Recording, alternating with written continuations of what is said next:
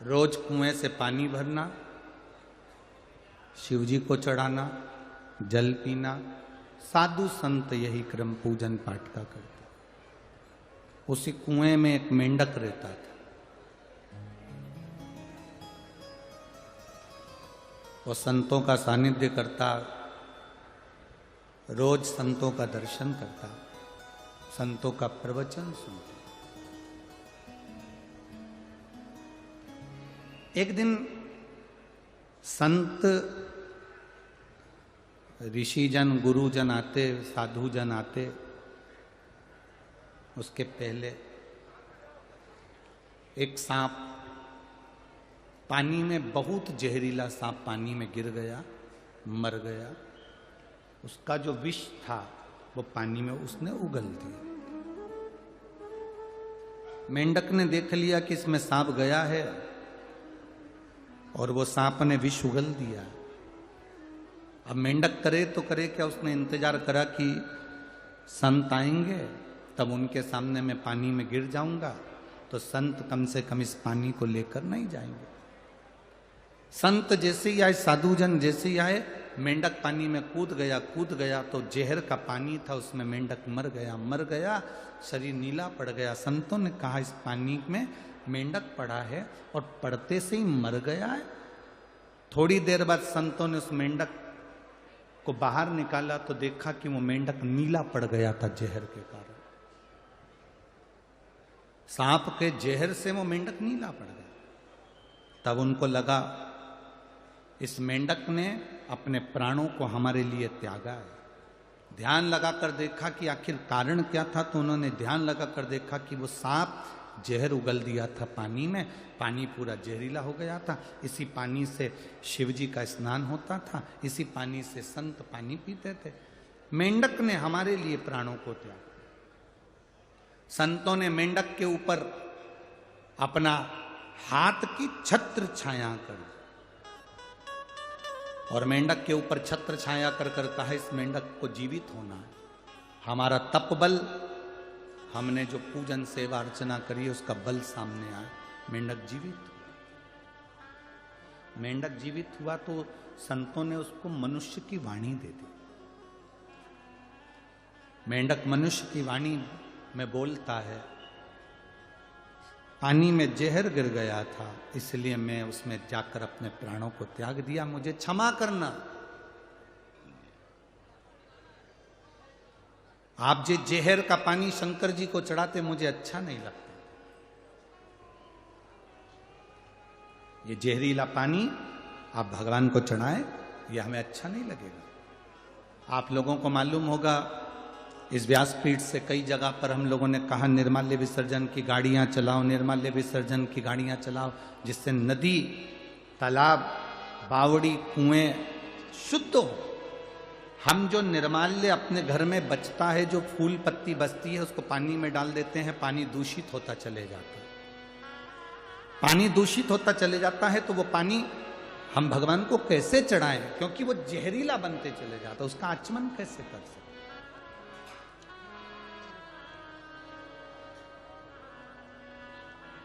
आपको कथाओं के माध्यम से कहा कि अपने घर से एक लोटा जल ले जाया करो, शिव जी को जल चढ़ाया करो, क्योंकि तुमको मालूम है तुम्हारे घर का जल कितना शुद्ध है। हम दूसरी जगह का पानी उठाकर महादेव को चढ़ा रहे हैं, वो पानी में कितना क्या विष मिला है, क्या मिला है, हमको अंदाजा नहीं है। वो कितना दूषित है ये हमको अंदाजा नहीं है। आप में से कोई माता ऐसी है जो भगवान को दूषित जल देती होगी, बेकार पानी देती होगी, कहीं खड्डे का गंदा पानी भरकर चढ़ा देती होगी? कोई नहीं है ना। सब अपने घर से पानी भरकर लेकर जाते हैं। जो पानी वो पीते हैं वो पानी लेकर जाते हैं। जो पानी वो स्वयं पीते हैं वो पानी महादेव को चढ़ाते हैं। पशुपतिनाथ का व्रत तो यहां तक कहता है कि बाजार से मिठाई लाकर पशुपति व्रत नहीं किया जाता। बोलो सही है कि गलत है? घर में खीर बना लो, घर में सीरा बना लो, हलवा बना लो, घर में मीठा चावल बना लो, घर में तुम जो बनाना हो बनाओ, पर घर में बनाओ।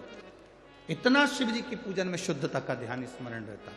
तो हम कहते हैं कि घर से जल लेकर जाओ। जैसे मेंढक ने कहा पानी अशुद्ध हो गया था, उसको शुद्ध कैसे करें, इसलिए मैंने प्राण किया। आप जब निर्माल्य विसर्जन के लिए वाहन चलाते हैं, रथ चलाते हैं, गाड़ियां चलाते हैं, उस समय पर आप नदी को, तालाब को, बावड़ी को शुद्ध कर रहे हैं और वो पानी शिव जी को चढ़ता है तो उसकी पवित्रता का फल हमको भी हमारे खाते में जाता है और हमारी जिंदगी सार्थक होती है। अब मनुष्य की वाणी मिल गई। संतों ने कहा तुमने हमारे प्राण बचाए हैं, महादेव की सेवा के लिए तुमने जल को बचाया, मांगो तुम्हें क्या चाहिए। उस मेंढक ने हाथ जोड़कर कहा मैं क्या मांगू, बस आपका दर्शन हो गया, इससे बढ़कर और क्या चाहिए,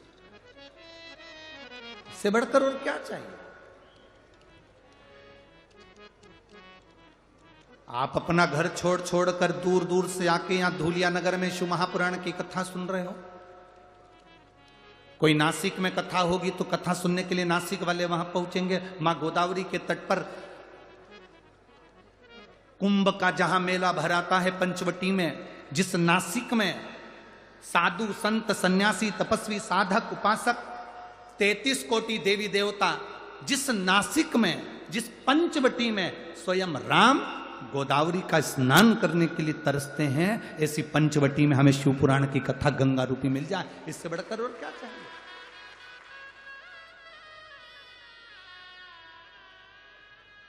इससे बढ़कर लाभ और क्या मिलेगा।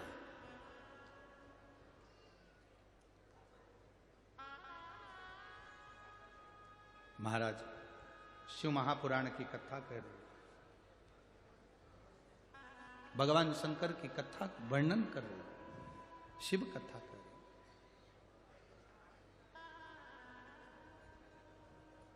मांगो तुम्हें क्या चाहिए।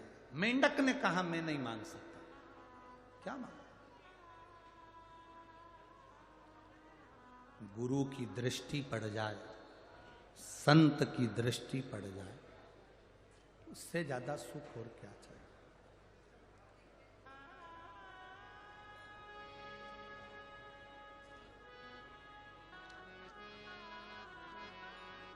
अब संतों ने कहा मांगना तो पड़ेगा, क्योंकि किसी गुरु का जब दर्शन होता है तुम नी भी मांगते तो परमात्मा खुद दे देता है। असली गुरु का यदि दर्शन हुआ है, असली गुरु का यदि दर्शन करा है, तुम नी भी मांगोगे तो भी वो दे देगा। आप ना मांगे तो भी वो देगा।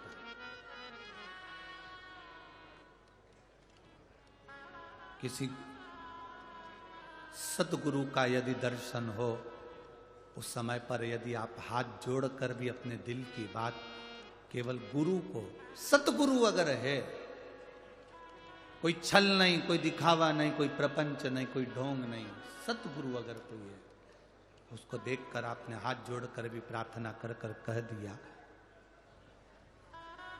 निवेदन कर लिया, खाली ना जाता कोई दर से तुम्हारे, खाली न जाता कोई दर से तुम्हारे, मैं भी खड़ा हूँ नदी बाहर पसारे, अपने हृदय से लगा लो,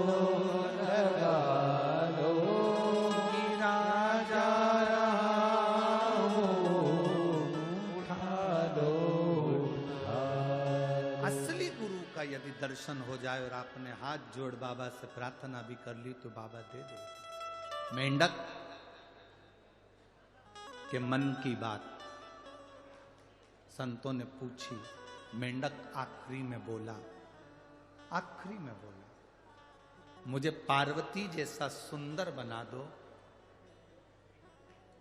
और मेरा विवाह उस व्यक्ति से हो जो शंकर की आराधना में लीन रहता हूं। मुझे पार्वती जैसा सुंदर बना दो और मेरा विवाह उससे हो जो शिव की भक्ति करता हो। क्योंकि मैं जिस कुएं में रहता था, उस कुएं से जो पानी जाता था, मैं हमेशा आपके मुख से ओम नमः शिवाय, नमः शिवाय, श्री शिवाय नमस्तुभ्यम सुनता था। उस मंत्र को सुनता था तो मेरे मन में आता था, एक बार मैं भी उस शंकर की उपासना करने वाले की शरणागति में रहूं। संतों ने आशीर्वाद दे दिया, हम तुम्हें वर देते हैं कि तुम सुंदर होगे, स्त्री के रूप में होगे और तुम्हारा विवाह एक ऐसे राजा से होगा जो शिव की आराधना में लगा रहता है। उस मेंढक ने एक छोटी सी कन्या का रूप ले लिया, जिसको मायासुर ने देख लिया।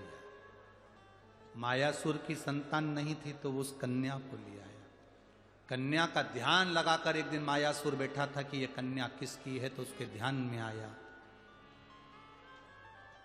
कि ये तो पूर्व जन्म में मंदोक थी। मंदोक संस्कृत में मेंढक को कहते, ये पूर्व समय में मंदोक थी।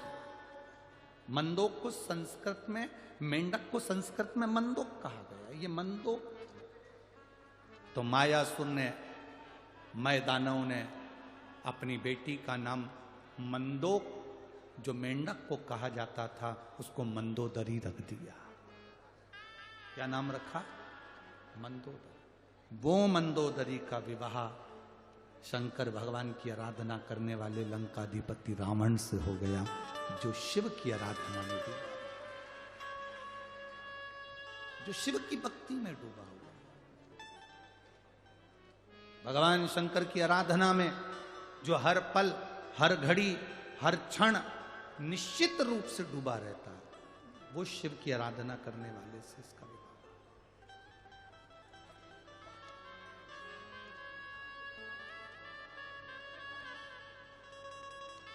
और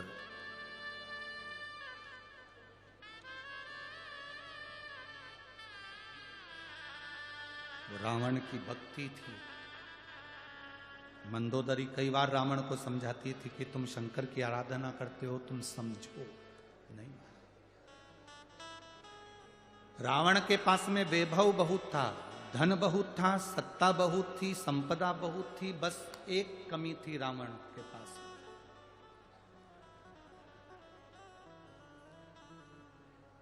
रावण के पास में एक चीज की कमी थी।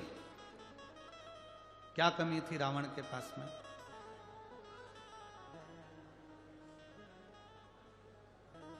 उसको ज्ञान देने वाले अच्छे नहीं थे।